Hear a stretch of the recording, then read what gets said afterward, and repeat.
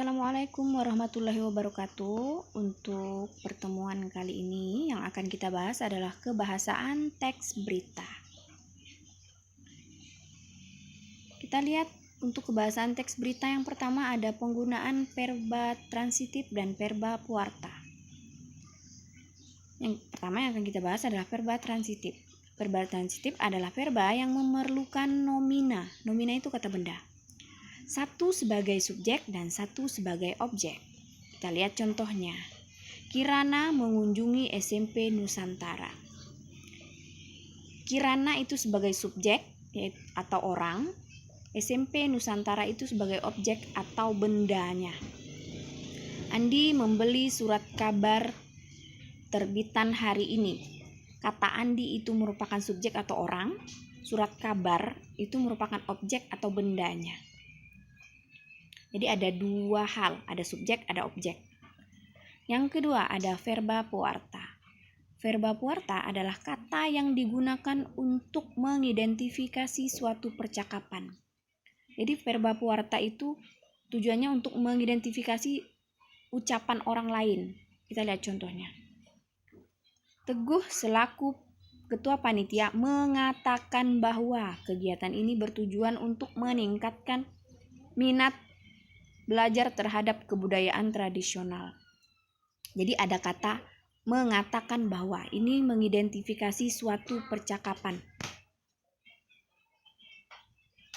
Contoh yang kedua, Profesor Huda menjelaskan bahwa penemuan pelajar tentang tanaman bajakah yang dapat menyembuhkan kanker perlu penelitian lebih lanjut. Jadi untuk contoh kedua yang merupakan identifikasi suatu percakapan itu ada kata menjelaskan bahwa. Itu mengidentifikasi suatu percakapan yang diucapkan oleh orang lain. Yang kedua ada penggunaan bahasa baku atau penggunaan bahasa yang bersifat standar baku.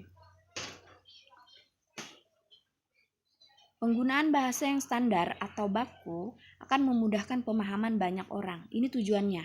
Kenapa teks berita itu dibuat dengan menggunakan bahasa baku? Penggunaan bahasa baku lebih mudah difahami oleh masyarakat umum. Bahasa-bahasa yang bersifat populer atau bahasa gaul lebih sering disebut atau bahasa kedaerahan dihindari dalam media-media nasional. Kenapa bahasa populer, bahasa gaul, bahasa daerah dihindari? Tujuannya supaya masyarakat itu dapat mengetahui berita yang disampaikan. Jadi kalau misalnya di Indonesia, maka berita yang dibuat itu menggunakan bahasa Indonesia. Tidak menggunakan bahasa Inggris, apalagi bahasa Cina. Jadi menggunakan satu bahasa saja. Bahasa bakunya adalah bahasa Indonesia. Tujuannya supaya orang yang membaca dan mendengar atau melihat itu dapat memahami isi dari beritanya. Yang ketiga, ada penggunaan kalimat langsung dalam teks berita. Kamu akan menemukan kalimat langsung.